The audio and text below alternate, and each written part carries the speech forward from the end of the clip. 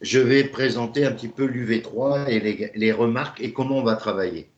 Alors, cette UV3 est une UV qui a un coefficient 4, qui est assez génial, surtout pour un gars qui passe les trois épreuves et qui aurait eu 14 au mémoire et qui aurait eu 6 et 6 à l'UV2 et à l'UV1 dans la même session et qui se retrouverait expert comptable. Vous n'avez pas passé ce chemin, les deux amis qui sont là ce matin, puisque vous avez validé avec la moyenne vos deux UV et vous êtes beaucoup plus crédible à mes yeux que le candidat qui a eu un 14 au mémoire et 6-6 en UV1 et en UV2. Et ça existe.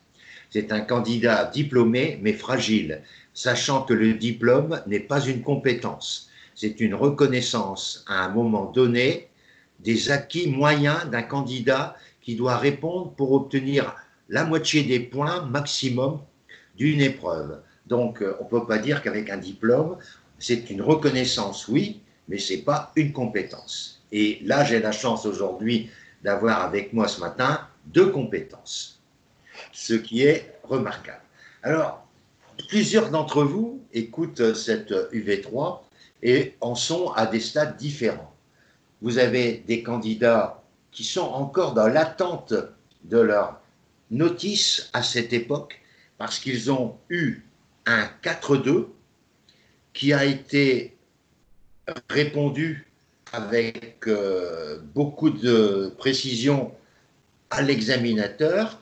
Un certain nombre d'entre vous ont eu un 4-1 après cette partie, mais malheureusement, il reste deux candidats qui ont obtenu un 4-2 et ce 4-2 a été confirmé pour la première fois, une confirmation qui pour moi, je vous le dis avec toute ma sincérité et mon expérience, est totalement arbitraire et a été confirmée par quelqu'un que malheureusement je considère comme étant dépassé.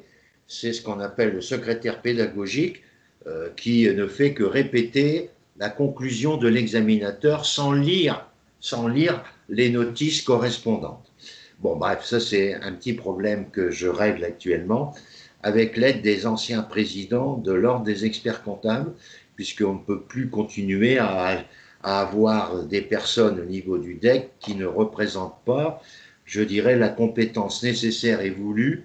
Et surtout, on a un président, même si le respect est normalement dû, mais on a un président qui, depuis 2010, règne sur le DEC sans être président, avec un lapsus de ma part, sans être diplômé de l'expertise comptable. On imagine mal un même jury national d'avocats d'huissiers avec un président qui ne serait ni avocat ni huissier. Eh bien, en France, on a cette anomalie d'avoir un président du jury DEC qui n'a jamais mis les pieds dans un cabinet d'expertise comptable. Avouez quand même que c'est assez paradoxal. Donc, c'est un professeur d'université, d'accord, mais ça n'empêche pas qu'il n'a jamais mis les pieds dans un cabinet comptable. Donc, ceci étant pour vous situer un peu mes griefs qui sont actuellement mis en évidence. Ça n'empêche pas que d'autres ont eu donc un 4-1 et d'autres encore, désabusés, ont décidé de changer de sujet et sont en train actuellement de chercher un autre thème. Je connais une dame qui a eu ses deux UV, qui a eu ses deux UV1 et 2 très largement, largement au-dessus de la moyenne, et qui se retrouve avec une chose absolument indescriptible.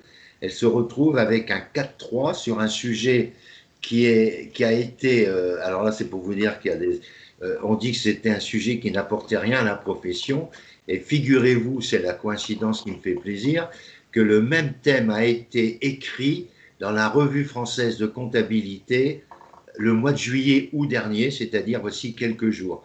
C'était le même thème que cette dame qui a vu son mémoire caractérisé par, je dirais, un 4-3 d'un monsieur très instruit, très éduqué, l'examinateur, que j'apprécie, mais qui n'est pas du tout un monsieur spécialiste de ce thème. Donc c'est comme si vous interrogez quelqu'un qui est spécialiste, je dirais, du contrôle interne et que vous lui demandez d'expliquer, de juger un mémoire sur le patrimoine, la démarche patrimoniale vis-à-vis d'un particulier. Ben, il est évident que ce monsieur, malgré toutes ses connaissances en contrôle interne, n'a pas l'expérience. Et c'est pour ça, n'ayant pas bien compris la démarche du candidat, il lui a mis un 4-3 confirmé, bien sûr, par le sieur, et qui se retrouve aujourd'hui en train de chercher un nouveau thème.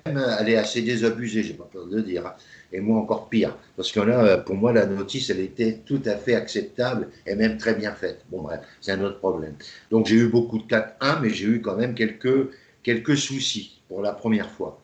Ça n'empêche pas qu'à partir de là, on doit rédiger le mémoire. Alors, pour rédiger un mémoire, il faut se mettre en tête de la recherche.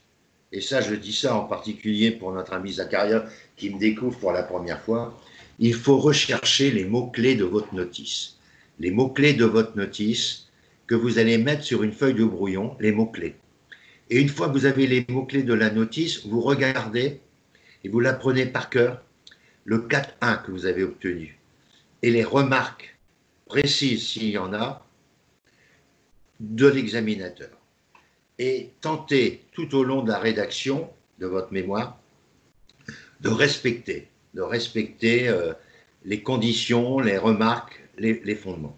Donc quand je dis rechercher les mots-clés de ma notice, je sais que aussi bien notre ami Adeline que notre ami Zacharia, Adeline, bon, je la fréquente depuis 2 mois, 3 mois, donc on se connaît. Je connais à la fois ses forces et ses faiblesses. Ses forces, c'est sa recherche documentaire performante. Sa faiblesse, c'est qu'elle n'a plus l'habitude, comme beaucoup d'entre vous, d'écrire des pages et des pages, et qu'elle a besoin de se remettre en action pour découvrir. Notre ami Zacharia, que je découvre, mais on a eu l'occasion d'échanger, c'est un garçon qui a certainement de fortes compétences, que Abdelak m'a dit, et qui a l'art et la manière de manier plusieurs langues, donc l'arabe et le français, mais qui, compte tenu de sa double culture, il ne manie pas toujours, et les mots français ne lui viennent pas toujours facilement dans l'écriture, et il a besoin quelquefois d'avoir un soutien pour pouvoir répondre aux objectifs d'une langue française bien maîtrisée. Et il a aussi, quelquefois, à un moment donné, on a un trou noir, puisqu'on avance dans un mémoire et finalement, à un moment donné, on bloque.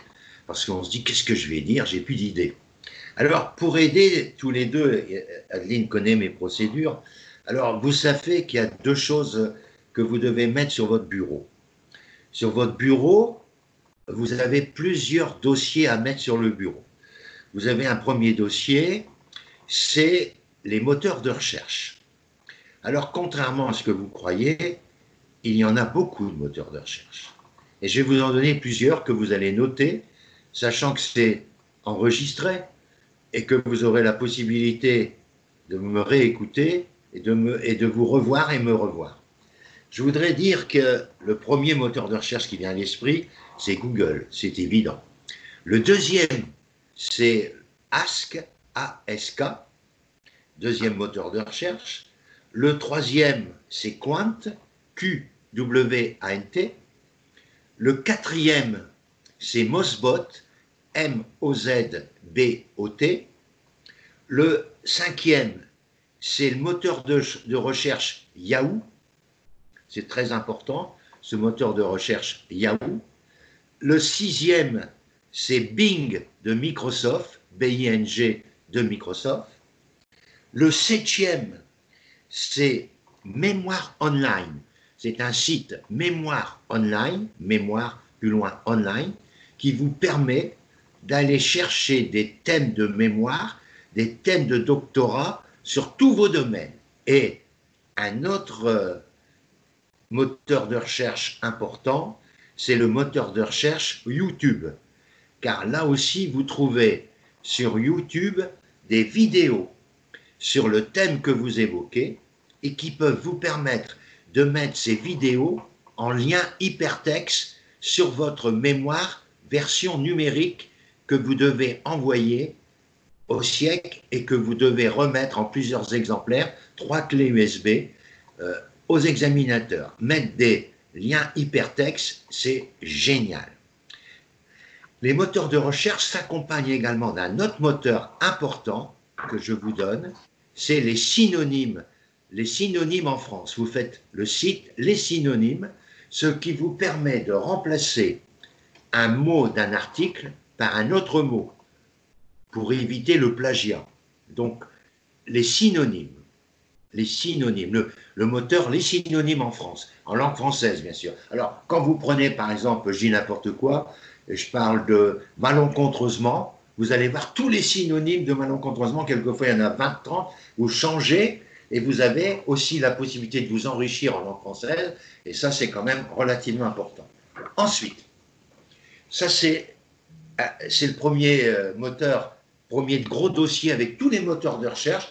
Moi, sur mon bureau, j'ai donc moteur de recherche. Ensuite, j'allais oublier de vous indiquer un autre moteur intéressant que je mets là-dedans également, moi. C'est Bloc-Notes. Vous connaissez Bloc-Notes? C'est quelque chose que tout ordinateur possède, c'est un programme qui s'appelle Bloc-Notes. Vous le mettez dans moteur de recherche également, vous allez voir pourquoi dans quelques instants. Ensuite, vous avez un deuxième dossier à mettre sur votre bureau, c'est les sites indispensables à tout mémoire. Je dis bien les sites indispensables à tout mémoire. Ces sites sont respectivement le Conseil supérieur des experts comptables, la Compagnie nationale des commissaires aux comptes, H3C, le site SIC, SIC, qui est le site de l'édition des experts comptables. Ensuite, vous avez l'IFEC, qui est le syndicat, un des deux syndicats de la profession, IFEC, IFEC, ECF, qui est l'autre syndicat. Ensuite, vous avez Note de Bercy, qui est un site pour les particuliers, et Note de Bercy pour les entreprises. Ensuite, vous avez comme autre moteur de recherche le site relatif à l'autorité des normes comptables, ANC. Vous avez ensuite le site relatif au ministère de l'économie et des finances. Note de Bercy, c'est un site particulier. Vous avez ensuite le site relatif au ministère de l'Action publique. Vous avez, pour certains d'entre vous aussi, intérêt à mettre le ministère de la Justice. Ces sites indispensables à toute bibliographie de mémoire. Vous pouvez trouver, et je le communiquerai à Zacharia tout à l'heure, sur mes sites, il y a 2 sites avec un code d'accès qui est le même, qui sont à votre disposition, site DEC 2020 et site loi de finances 2020. Ils sont complémentaires. Pourquoi loi de finances 2020? Ben, à chaque loi de finances, je fais un site qui est mis à jour jusqu'à la fin de l'année 2020, bien sûr. Et site DEC 2020, il est mis à jour chaque année, mais les thèmes reviennent. Donc, le site DEC 2020, c'est plus relatif à l'actualité de l'UV2 et de l'UV1, tandis que le site loi de finances, bon, il complète pas mal d'informations. Il y a l'autorité des normes comptables, il y a beaucoup de choses, il y a les notes de Bercy, il y a Actuel Comptable, il y a la revue fiduciaire comptable, il y a la revue française de comptabilité. Tous ces articles-là se trouvent sur mon site et je les communiquerai au fur et à mesure. Bien, alors une fois que j'ai ces moteurs de recherche mis sur mon bureau, je me facilite le travail énormément. Parce que pour bien maîtriser mon mémoire, pour m'aider à travailler, je voudrais que quelqu'un travaille à ma place. Et ce travail à ma place, ce n'est pas quelqu'un que je vais payer, c'est quelqu'un qui est gratuit. Et ce quelqu'un qui est gratuit, il s'appelle Google Alert. Google Alert, que tu connais, Zacharia? Oui. Très bien. Alors, Google Alert, à travers les mots-clés que vous avez mis sur votre feuille de brouillon de toute la notice, comme l'a testé notre amie Adeline, vous pouvez obtenir par Google Alert de nombreux courriels dont certains n'ont rien à voir avec votre demande, donc vous le mettez en suppression, vous la mettez à la corbeille. Par contre, vous avez des mails qui correspondent exactement à ce que vous recherchez. Alors, pour bien être clair, il y a un troisième dossier que vous devez mettre sur votre bureau, c'est mémoire, actuellement en cours. Alors, dans ce dossier mémoire, vous allez avoir plusieurs parties. Vous allez avoir introduction, c'est un sous-dossier qui s'appelle introduction, un sous-dossier qui s'appelle note de synthèse, première partie du mémoire éventuellement, deuxième partie du mémoire, c'est des sous-dossiers, éventuellement pour certains d'entre vous, troisième partie, il ne faut jamais aller au-delà que troisième partie, on ne fait pas plusieurs dans un mémoire, le maximum c'est 2 à 3 parties. Ensuite, on a conclusion, on a aussi sommaire, table des matières, lexique des termes importants, et ensuite on a annexe et on a article comme autre sous-dossier, et on a outils. Outils, ça peut être un tableau Excel, ça peut être un tableau, un diagramme, etc., que vous avez réalisé pour nourrir votre mémoire. Une fois que vous avez ce dossier mémoire détaillé avec toutes les sous-parties, à chaque fois que vous faites vos recherches, vous mettez les recherches obtenues dans les parties correspondantes. Alors, moi, j'avoue que je ne fais jamais l'introduction, la note de synthèse, avant de rédiger mon mémoire. Je rédige d'abord mon mémoire des 2 ou 3 parties et ensuite, je rédigerai avec vous l'introduction et je rédigerai la conclusion, pardon, dans l'ordre, et ensuite je ferai la note de synthèse. La note de synthèse, c'est une sorte de compilation entre votre notice, votre introduction et votre conclusion. L'introduction a un rôle énorme parce que c'est avec elle que vous allez rentrer en contact avec vos examinateurs. Mais je conseille à tous mes candidats, avant l'introduction, de faire une note préliminaire pour remercier la personne qui vous a agréé et qui vous a donné des conseils que vous allez confirmer dans la note préliminaire que je fais avec vous par rapport au 4.1. Une fois que cette note préliminaire que nous avons présentée, nous annonçons dans la note préliminaire, je dirais, l'habitude de Francis, qui est de dire que le mémoire se présentera en 2 tomes. Un tome 1 dans lequel il y aura le mémoire, la note de synthèse, la table des matières, le sommaire, bien sûr, et les lexiques des termes utilisés qui font l'objet d'un dossier à part. Et le livre 2 sera composé au maximum de 3 grandes catégories. La première catégorie, c'est l'annexe. Une annexe est là pour compléter un mémoire et pour expliquer une partie du mémoire. Autre deuxième gros dossier éventuel, c'est article. Vous allez me dire, je ne comprends pas que tu parles d'article. Article, ce n'est pas pour vous mettre des articles dans le sens où ça ne vient pas de vous.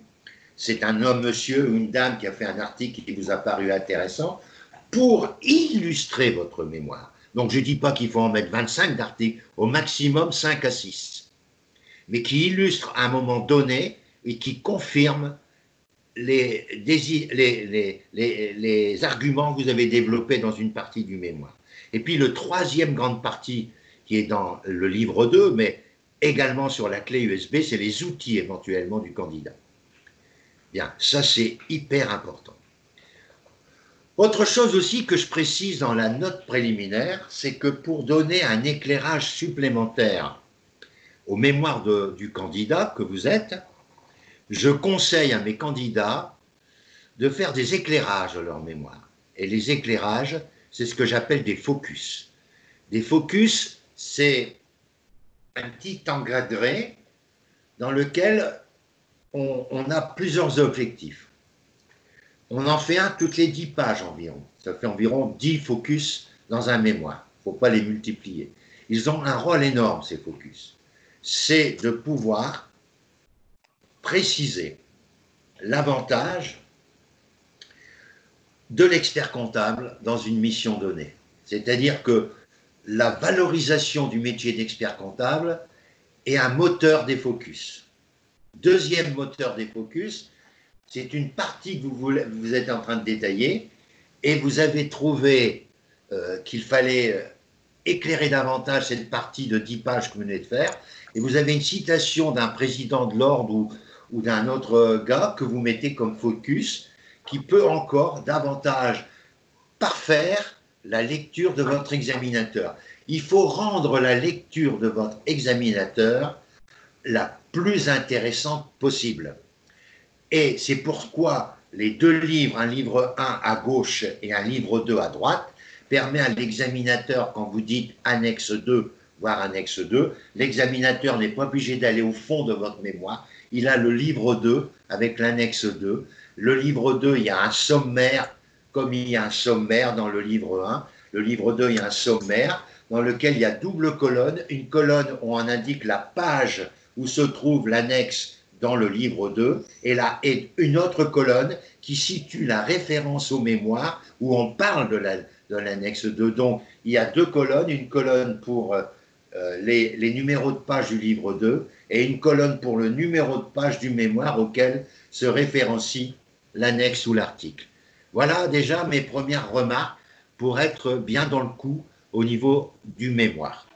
Ensuite, il y a bloc-notes que j'ai évoqué.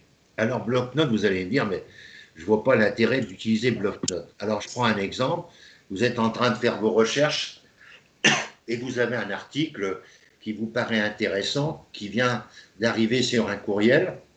Il y a bien fioriture sur l'article, il y a des photos, il y a des machins, tout ça. Vous n'allez pas prendre l'article comme ça, vous allez le copier dans bloc-notes. En le copiant dans bloc-notes, toutes les photos vont disparaître et bloc-notes va vous permettre de travailler l'article sur bloc-notes, c'est-à-dire d'éviter de supprimer, etc.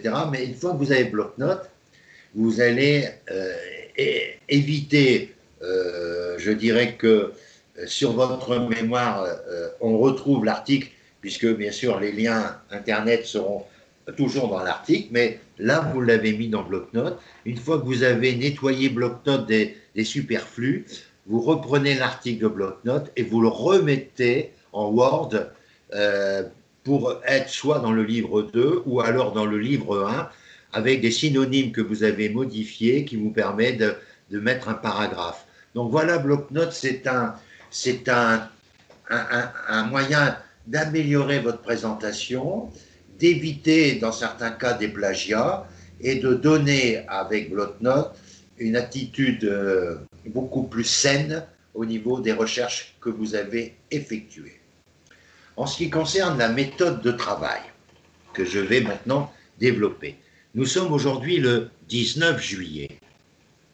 J'ai dit à notre amie Adeline et aux autres que je souhaitais que la première partie soit faite, on l'avait dit pour le 15 juillet, malheureusement il y a eu quelques retards, ça sera fait pour en gros le 22 juillet, cette première partie, corrigée et relue par Francis. Ça c'est la première partie. Comment améliorer cette première partie?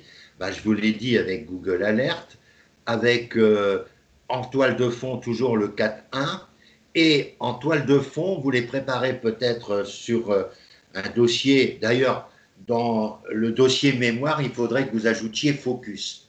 Focus, je répète, c'est des phrases que vous trouvez dans un article qui vous permettent de valoriser l'expert ou le commissaire aux comptes, ou alors qui vous permettent de valoriser une partie que vous êtes en train de développer. Donc les focus, vous pouvez en mettre des dizaines et des dizaines par rapport à des choses qui vous paraissent intéressantes par rapport aux mémoires. Ensuite, vous avez le problème de travail avec Francis. Alors, ça consiste à quoi? Francis, au fur et à mesure du développement de vos écrits, il relit d'abord votre mémoire, mais il vous incite à le relire avec vous. C'est-à-dire que moi, je relis, comme l'a vu Adeline, on a tout relu, ces premières et deuxième parties, c'est-à-dire chapitre 1, chapitre 2 de la première partie, on les a pour l'instant validés. Ça ne veut pas dire qu'ils seront validés pour le 31 août, ça ne veut rien dire du tout, parce qu'on va reprendre la lecture complète au mois d'août de tout le mémoire. Mais on va quand même avancer. Donc, jeudi prochain, avec Adeline, on a rendez-vous sur la deuxième partie du mémoire. Elle doit me renvoyer son troisième chapitre que je vais valider ou modifier dans les meilleurs délais, donc avant jeudi. Mais jeudi soir, on va regarder la deuxième partie. On s'est réparti un peu les tâches. Moi, je m'occupe en particulier de regarder les infos relatifs aux deux chapitres. Et elle, on s'est réparti le nombre de pages. Donc, on essaye de trouver des arguments pour se compléter. Et donc, ensuite, la semaine prochaine, on fera, parce qu'elle a trois parties, la troisième partie. Donc, à la fin du mois, le mémoire, cœur du mémoire sera fini. On va commencer à travailler le livre 2, puisqu'elle aura quand même mis des annexes au fur et à mesure de sa rédaction. Elle a prévu des annexes qu'elle va recadrer dans un livre 2.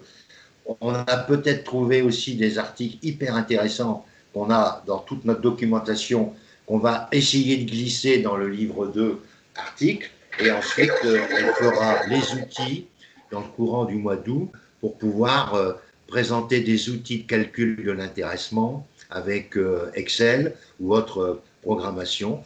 Et on va relire le mémoire complet du 15 août jusqu'à la date possible, en faisant 1 heure ou 2 par jour à un moment donné, quand chaque candidat, parce que j'en ai plusieurs, on relit le mémoire complet. On n'envoie jamais un mémoire sans l'avoir relu complètement. Donc ça donne beaucoup de travail. C'est pour ça que quelquefois on dit Francis, mais Francis, il s'en donne à fond la caisse.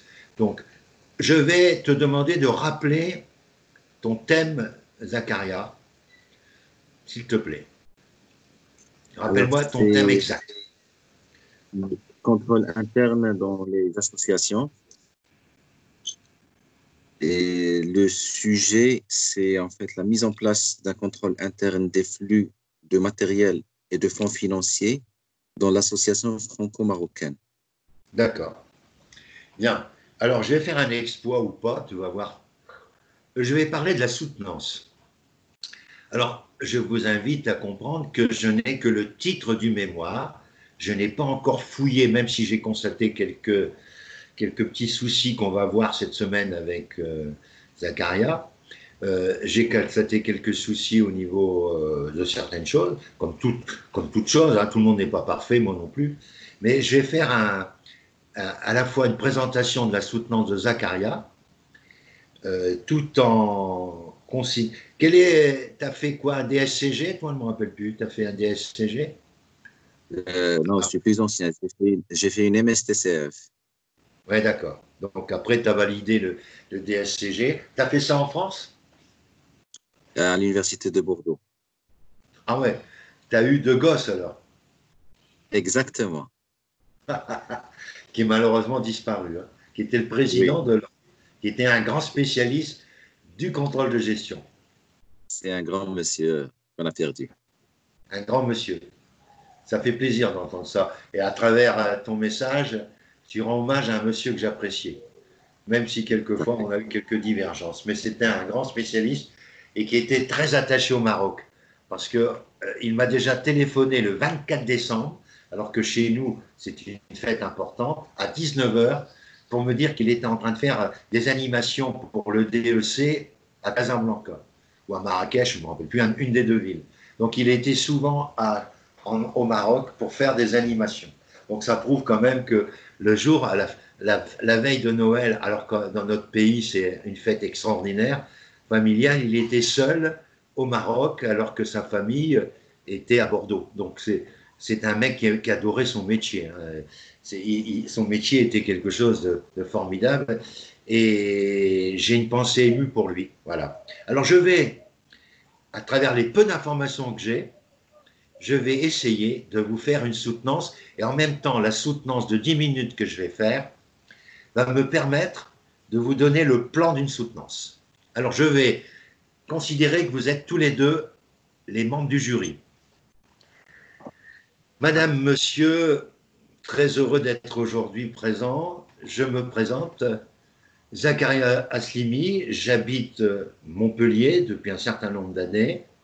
Je vais d'abord vous parler de mon mémoire qui est sur le contrôle interne dans une association franco-marocaine au niveau des flux matériels et l'ensemble des flux d'une entreprise. Je vais d'abord vous évoquer mon cursus académique et mon cursus professionnel. Sur le plan académique, j'ai eu la chance de faire mes études supérieures en France, mon pays d'adoption, et j'ai eu le plaisir d'être à Bordeaux pour préparer ma MSTCF avec un monsieur qui a marqué le DEC, monsieur De Gosse, qui m'a justement orienté vers ma dominante gestion et contrôle interne. Au niveau de mon cursus professionnel, j'ai effectué mon stage dans un cabinet comptable traditionnel et aujourd'hui je suis dans un cabinet relativement intéressant sur le plan régional car il me donne l'occasion de faire des missions d'expertise et de commissariat et qui a justifié en grande partie le problème de ce mémoire. Alors justement, la deuxième partie de ma soutenance, c'est pourquoi j'ai fait ce mémoire. J'ai fait ce mémoire d'abord, je vous l'ai dit tout à l'heure, à travers l'influence d'un grand monsieur de la comptabilité et du contrôle de gestion, monsieur De Gosse, mais ensuite j'ai constaté, au fur et à mesure de l'avancement de ma découverte pratique du métier d'expert comptable, l'insuffisance du contrôle interne. Et surtout, alors le contrôle interne doit être présent partout, et le contrôle interne est la responsabilité du dirigeant. Et cette responsabilité du dirigeant, elle doit être aidée par son partenaire privilégié. Et son partenaire privilégié, permettez-moi de le confirmer, et je pense que vous êtes d'accord avec moi, ça doit être l'expert comptable. Donc ce thème-là a été provoqué par, je dirais, vraiment l'impression forte que j'ai ressentie dans la formation que j'ai suivie à Bordeaux, mais aussi par le fait que j'ai constaté que le contrôle interne laissait apparaître des coûts cachés, et le rôle d'un expert comptable, c'est faire la chasse aux coûts cachés. Dans la troisième partie de ma soutenance, je vais vous parler de mes apports scientifiques. Mes apports scientifiques, c'est toutes les recherches que vous avez pu voir à travers ma bibliographie, à travers toutes les recherches que j'ai faites sur la toile, mais aussi toutes les recherches documentaires qui m'ont permis de vous présenter aujourd'hui ce travail. Donc cette recherche documentaire a un rôle aussi, c'est d'aider éventuellement le lecteur expert comptable dans un cabinet, à travers ma bibliographie, de l'aider à approfondir un certain nombre de choses.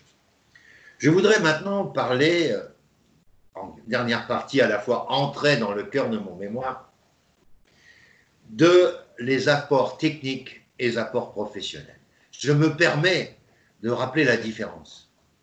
Les apports techniques, c'est des apports sur la technicité comptable, fiscale ou juridique que l'on peut rencontrer dans toute entreprise ou dans toute association. C'est les apports techniques. On modifie un certain nombre de choses, on propose un certain nombre d'écritures, on apporte une précision sur un plan fiscal, alors ça peut servir à tous les comptables d'associations, de mairies, d'entreprises et bien sûr de cabinets comptables. Mais, et le mais est important, les apports professionnels. Les apports professionnels, c'est pour moi les apports fondamentaux d'un mémoire. Pourquoi c'est fondamental? C'est parce que ce sont les apports pour le cabinet comptable. Alors, dans ce mémoire que vous avez, madame ou monsieur, agréé, je vous en remercie. D'ailleurs, dans la note préliminaire, je vous ai remercié et j'ai tenté de suivre tous les conseils que vous m'avez vraiment apportés. Je voudrais vous évoquer mon mémoire. Alors, pour cela, j'ai pris un diaporama, vous allez voir dérouler. Donc là, dans ce diaporama que je me suis permis de vous présenter, vous avez vu, bien sûr, mon cursus professionnel sur un slide, mon cursus académique, et maintenant, vous avez vu mes apports scientifiques que j'ai rappelés rapidement. Donc, je suis au 4e slide. 5e, c'est les apports techniques. Là, j'ai apporté un certain nombre de précisions au niveau comptable pour mieux, je dirais, surveiller et sécuriser la comptabilité. Et ensuite, je vous ai développé mon mémoire à travers plusieurs slides qui vont suivre. Dans la première partie, qui est toujours une partie que l'on considère comme une partie très théorique ou trop théorique, c'est la partie que j'appelle, moi, descriptif technique du mémoire. C'est la première partie de mon mémoire. Ensuite, il est évident que dans cette première partie, j'ai évoqué, bien sûr, les attendus des thèmes fondamentaux de ma problématique pour situer un petit peu le cadre de mon travail, de mon raisonnement. Mais j'ai situé aussi dans la première partie, je me suis attaché à démontrer quelle sera la valeur ajoutée de l'expert comptable. Et ça, c'est fondamental. Un mémoire doit apporter une valeur ajoutée et valoriser, élargir et rentabiliser. Le mot rentabiliser est fondamental dans un mémoire. Parce qu'on ne propose pas une mission dans un mémoire qui ne soit pas rentable. On n'est pas là pour faire de la littérature, on est là pour apporter une meilleure efficacité dans le travail dans un cabinet comptable et une meilleure rentabilité dans la mission qu'on peut apporter au cabinet comptable. Dans la deuxième partie, là, je suis rentré dans le cadre particulier et pratique où j'ai voulu faire ressortir l'importance du contrôle interne et ne pas faire de confusion avec beaucoup de choses, qui est par exemple le contrôle de gestion, qui est l'aspect prévisionnel, le tableau de bord. Donc vous avez pu constater que j'ai absolument développé le contrôle interne, m'appuyant sur un certain nombre de travaux qui ont été réalisés par de grands chercheurs. Donc vous avez un certain nombre de travaux, SWOT, etc., que j'ai pu développer. Mais j'ai tenté aussi d'apporter une réponse au cas que j'ai mis en exergue, qui est l'association, et j'ai ajouté franco-marocaine. Vous avez compris à travers mon nom et à travers mon physique le pourquoi de franco-marocaine. Tout cela a été mis en œuvre, car mon rôle aussi, c'est de faciliter à travers ce travail les relations entre les cabinets français et les cabinets marocains. J'ai beaucoup d'attaches au Maroc, beaucoup de relations avec le milieu professionnel. Donc, dans cette soutenance qui m'autorise à vous parler 10 minutes, je ne vais pas aller beaucoup plus loin, parce que finalement, Francis est en train de faire une soutenance d'un écrit qu'il ne maîtrise pas, et qui essaye aujourd'hui de vous dire, madame, monsieur, qu'il vous remercie de votre attention. Je vais tenter, à travers vos questions qui vont me permettre de rentrer dans les détails, je vais tenter de vous apporter toutes les précisions que vous souhaitez, mais sachez qu'être présent aujourd'hui devant vous et la rédaction de ce mémoire a été un moment de grande satisfaction. Et quand vous dites, et quand on dit, comme le disait Confucius, que lorsqu'on choisit un métier que l'on aime, ce n'est plus un métier, c'est une distraction, eh bien aujourd'hui avec vous, je suis en train de poursuivre cette distraction. Merci de votre écoute. Qu'est-ce que tu en penses, Zakaria? Qu'est-ce que tu en penses, Lynn? Hein? Sans connaître, c'est déjà pas mal. Hein? Tu vois que tu as vu que finalement, Abdellah qui t'a bien conseillé. Hein? Oui, tout à fait. Adeline, est-ce que tu veux faire ta soutenance maintenant? Alors, moi, je vais, avec Adeline, je la ferai, parce que là, je connais bien son sujet, donc c'est pas le même problème, et je la ferai quand il le faudra. Mais de toute façon, je vous rappelle, pour les soutenances, on a des rendez-vous individuels dans la semaine. Bon, ça se passe en septembre, octobre, novembre. On a des rendez-vous individuels dans la semaine, mais tous les dimanches matins, on fait des soutenances blanches devant tous les autres. C'est-à-dire, quelquefois, on est 10-15, ça dure longtemps, parce que ça dure quelquefois jusqu'à 13h30. On commence à 9h, Et tout le monde. Et puis, on a les. Alors, moi, je prends toujours deux appariteurs là, que je choisis dans Skype. Et les deux appariteurs avec moi, ils posent des questions aussi. Donc, ça fait avancer encore plus les soutenances de chaque candidat. Donc, individuel plus groupe, c'est génial. Puis après, on se connaît tous. Dans certains cas, on se retrouve tous à Béthune pour ceux qui ont les épreuves UV1. Mais ça n'empêche pas qu'à Béthune, si vous voulez venir à Béthune, vous avez des chambres à 30 euros, avec un train à 25 euros. Le soir, on fait toutes des soutenances blanches pour ceux. Mais suivre l'UV2, l'UV1, ça permet éventuellement aussi de. Ou alors vous allez vous balader. Ça permet le soir de faire des soutenances blanches. On dîne ensemble souvent. Et puis à la fin du dîner, on se met dans une grande salle du lycée hôtelier et on est tous là. Et puis on refait des soutenances blanches le soir avec ceux qui sont là à Béthune. Donc ça permet. Alors d'abord, certains viennent à Béthune. Je connais des gars qui viennent à Béthune 15 jours avant parce que ça coûte moins cher qu'à Paris. Parce que les chambres à Paris, à moins que vous soyez logé par la famille, au moins que vous habitiez pas loin de Paris, puisque c'est le cas par exemple d'Adeline, qui n'est pas très loin de Paris, et qui n'est pas très loin de Béthune non plus, mais ça permet de gagner des sous, parce qu'avec une semaine à Béthune, c'est le prix d'une chambre à Paris. Donc les repas sont à 3 euros le midi et à 6 euros le soir. On mange très bien. Alors, les gars, ils disent qu'il faut mieux aller à Béthune, ça coûte moins cher. Puis on a Francis qui est là à tout près. Il nous donne sans arrêt des remarques, il nous fout des coups de pied dans le cul parce qu'il dit que ça ne va pas. Et puis tout le monde est en forme. Hein, et on est tous copains. D'ailleurs, ils sont tous copains parce qu'ils s'envoient tous des messages, ceux qui ont été diplômés. Il y en a à Béziers, il y a Vessel qui a été diplômé. Vessel qui a été diplômé à Béziers, qui est installé d'ailleurs à Béziers, et qui est aussi conseiller municipal de la ville de Béziers. Ça m'a surpris, c'est un Turc, Vessel.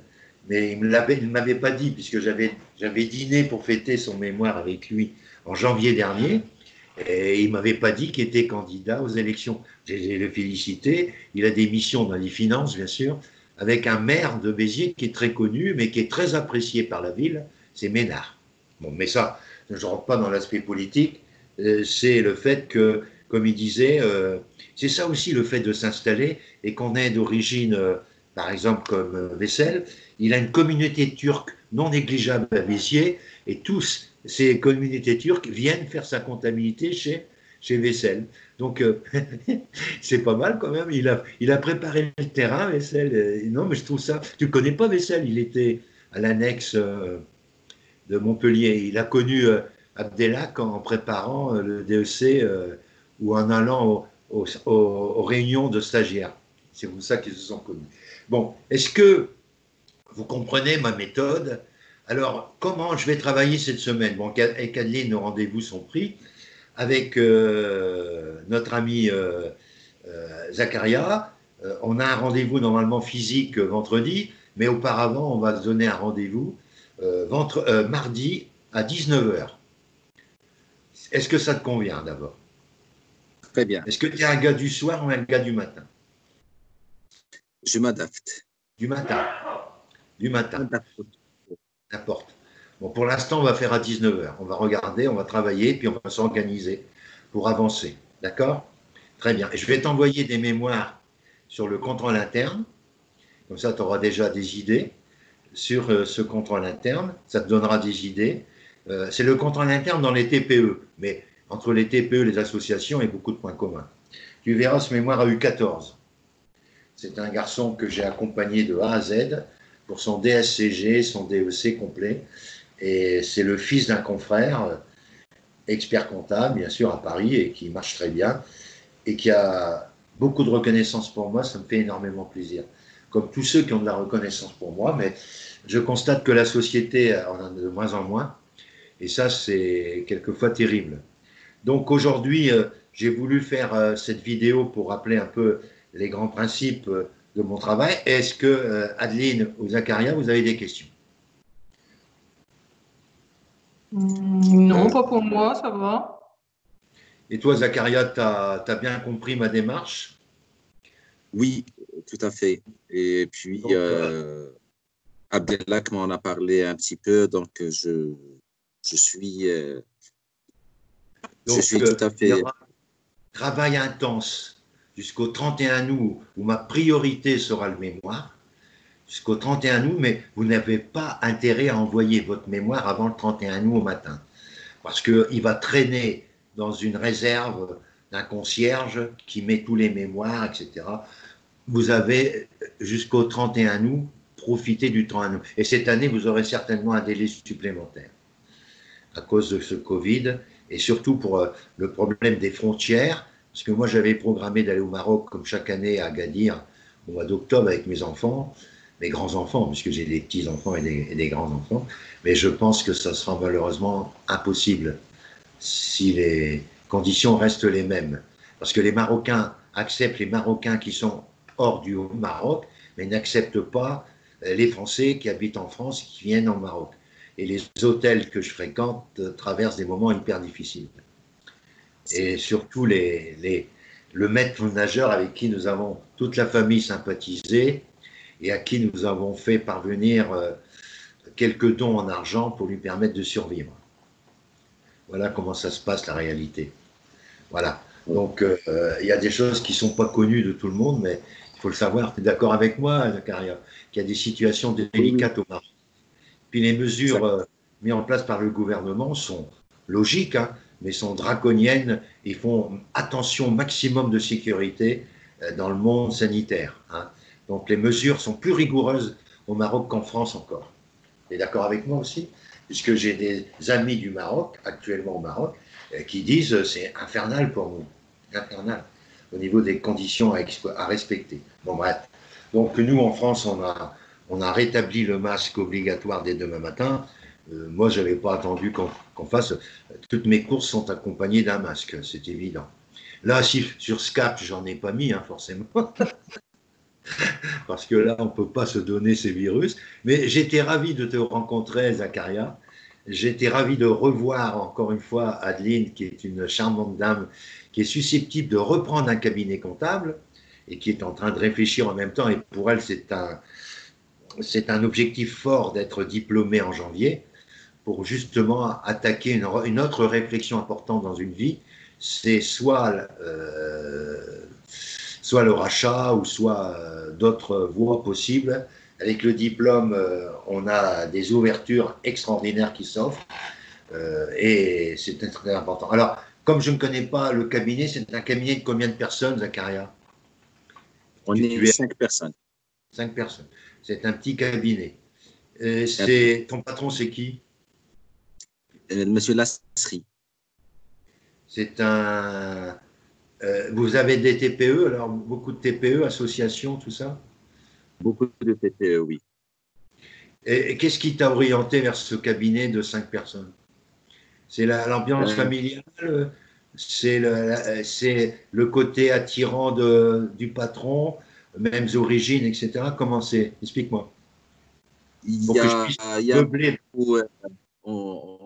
C'est quelqu'un qui m'a présenté M. Lasserie, puis quand on a échangé en 2012, parce qu'en fait, j'avais commencé ma carrière professionnelle en 2001 dans un cabinet à Nîmes. Après, j'ai arrêté l'expertise comptable, je me suis dirigé vers le monde de l'entreprise où j'étais responsable d'un service pendant 5 ans. Et puis, j'ai rencontré M. Lasserie qui m'a redonné goût, on va dire. Et du coup, on a commencé cette collaboration ensemble. Bon, tu sais que je connais un gars d'origine marocaine que tu dois connaître aussi, qui a des cabinets à Montpellier, qui a des cabinets un peu partout dans le sud, et qui est député. Tu vois ce que je veux dire? Il n'est plus, il est à la région, oui. Il est pas député. Il est à la région. Il est un gars que j'ai rencontré. Il a un cabinet à Lille aussi. Il a un cabinet un peu partout. Il est beaucoup intervenu à l'Assemblée pour valoriser le métier d'expert comptable. Il y a un gars dont le prénom, je ne me rappelle plus de son nom. Son prénom, c'est Atou, A-2-T-O. Il est sur Montpellier. Oui, il a été diplômé il y a 2-3 ans. Son frère, parce que lui, il a un frère diplômé, et lui, il faisait un mémoire sur tout ce qui était blockchain, etc. Et il n'est pas diplômé pour l'instant. Mais son frère est diplômé. Alors, je ne sais plus comment il s'appelle, si c'est son prénom ou c'est son nom. Atou, c'est son nom? Je crois que c'est C'est son ça. nom de famille. Ouais. Bon, il y a un frère qui est diplômé. Mais lui, c'est un peu plus jeune. Il passait son mémoire. Donc, je Je l'ai ne connais connu pas le comme nom. ça. Bon, c'est pas grave. Tu connais le cabinet aussi, dans lequel travaille Atou, là? C'est en fait c'est le cabinet d'un ancien président d'un ordre, c'est ça, d'un Ouais, ouais. conseil régional. Ouais, Oui. d'accord. Mais Lasserie, ça me dit quelque chose, parce que Lasserie et le député, ils étaient en relation à un moment donné, non? J'ai une connerie. Euh, ils Ils se se connaissent. connaissent, Ouais, ils se d'accord. connaissent, ils se Mais connaissent. Lasserie, c'est un Mais gars qui dit quelque chose. Quel âge il a, Lasserie, à peu près? Lastri, il a 62 ans là. Ah ouais, c'est ça. Je l'ai Oui. déjà rencontré dans un congrès quelconque. Ça me dit quelque chose parce que je suis allé au congrès de Marseille et avec le député Modem là, qui m'a invité, avec son groupe de Lille, il m'a fait rencontrer je ne sais pas combien de personnes d'origine marocaine lors de mon passage à Marseille pendant 3 jours. J'ai rencontré je ne sais pas combien de collègues et confrères qui sont très sympathiques, comme toi d'ailleurs. Bon voilà. En tout cas, je vous remercie tous les deux de votre présence et ça m'a permis, grâce à la vidéo qui est en train de se faire, de remettre en place le mémoire, l'organisation et la soutenance. Je répète les 4 parties d'une soutenance. C'est tout d'abord rappeler le thème de votre mémoire. Deuxièmement, c'est cursus académique et professionnel. Ensuite, pourquoi j'ai fait ce mémoire. Troisièmement, mes apports scientifiques. Et quatrièmement, pour entrer dans le cœur du mémoire, les apports techniques et professionnels. Et c'est là où vous déroulez dans votre diaporama les grandes parties du mémoire, mais vous ajoutez toujours à la fin d'un diaporama, vous essayez de trouver une citation sur le thème que vous avez choisi. La citation, ça peut être sur le mot contrôle interne, sur le mot intéressement, qui a été édicté par M. Tartampion, et vous finissez sur une citation, toujours, pour donner un élan favorable à celui qui vous écoute. Et un diaporama, c'est pas beaucoup de mots, hein. C'est pas beaucoup de mots, c'est pas des phrases entières, c'est des mots forts que vous mettez sur le diaporama. Il faut que l'individu ne retienne que les mots forts. Il ne faut pas faire comme certains, ça c'est hyper dangereux, faire un diaporama dans lequel vous lisez toutes les phrases. Le jury vous dit, mais monsieur, vous lisez à notre place, on sait lire. Hein. C'est pas ça un diaporama. Un diaporama, c'est des mots-clés. Et vous, vous parlez, mais vous utilisez simplement en couverture les mots-clés que vous êtes en train de développer, mais vous ne lisez pas votre diaporama. Vous donnez au jury un éclairage des mots forts que vous êtes en train de dire. Et le mot-clé est un élément qui est cité quand je prépare l'UV2, aussi bien que je prépare l'UV3. Les mots-clés sont fondamentaux dans un mémoire. Il faut faire ressortir les mots forts, les mots-clés, pour gagner. Car passer un mémoire, c'est une pièce de théâtre. Il faut être convaincant. Il faut savoir jouer. Il faut savoir être un bon acteur. Ne pas savoir. Alors pour cela, il ne faut pas être stressé. Et grâce à mon épouse, qui est sophrologue et luminothérapie, elle vous a mis sur le site des séances de sophrologie progressive qui durent 10 minutes à 15 minutes par séance. Vous les écoutez, cette séance, ma femme, et vous vous mettez dans un fauteuil, vous fermez les yeux et vous vous écoutez. La veille de l'examen, vous écoutez. Ma femme viendra à Béthune le soir pour vous parler et vous faire essayer un appareil pour vous détendre, ce qu'on appelle luminothérapie, et vous arriverez avec une confiance énorme le jour de la soutenance. Mais un de tes compatriotes me disait, un gars de chez Mazar, il dit, tu vois Francis, il dit, grâce à ton travail sur le mémoire, j'ai commis une erreur. Ben, je dis, moi, je ne vois pas l'erreur. Il dit, j'étais tellement confiant d'avoir une belle note au mémoire. Ça s'est confirmé, il a eu 13, alors qu'il est chez Mazar. Hein. Il a eu 13, il a préparé lui-même l'UV2, Eh bien, il m'a dit, je suis allé à l'UV2, trop décontracté. Il dit, je m'en foutais de l'UV2 parce que dans ma tête, avec toi, je savais que j'allais avoir une belle note. Mais malheureusement, il a eu 5,80 à l'UV2. Donc, il avait le nombre de points, parce qu'il a eu 16 en UV1, 13 en UV2, et il a eu 5,80. Si vous faites le total des points, il avait largement au-dessus de 80. Mais comme il s'en est foutu de l'UV2, il a eu une note qu'il ne pensait pas avoir, moins de 6. Il a été éliminé. Donc, l'excès de confiance, mais vous n'êtes pas à ce niveau-là, les amis. Vous devez avoir une confiance énorme en vous, puisque c'est la dernière étape. À l'issue de cette heure, vous êtes expert comptable. Et vous y serez avec Francisco. Parce que je vais vous donner cette envie de gagner. Et le jury deviendra comme si vous allez voir des amis. Voilà. Et vous devez les convaincre avec des mots forts, avec tout le suivi des 10 soutenances ou 15 soutenances que vous aurez fait avec moi, toutes les questions que j'aurai posées, que tout sera sur vidéo, que à titre individuel, vous aurez les vidéos individuelles, vous aurez les vidéos du groupe. Alors, et les vidéos, je les note toujours avec les dates. Donc, j'aurai par exemple vidéo numéro 1 de Zacharia le 15 septembre, vidéo numéro 2 le 23 septembre. Donc, toi, quand tu révises ta soutenance, tu revois les vidéos, tu revois tes conneries, tu revois l'engueulade de Francis qui dit, mais Zacharia, tu dis n'importe quoi. Ou bien, Adeline, tu n'as pas su répondre à cette question, c'est inadmissible. Non, mais ça, c'est Francis qui se met en colère. Hein. En colère positive. Mais c'est comme ça qu'on avance. Hein. Donc voilà. Je vous remercie beaucoup de votre attention. Je vous souhaite un excellent dimanche. Je vous donne rendez-vous, donc Zacharia, mardi 19h, Adeline, jeudi 18h. 18h17. Hein, on m'avait dit.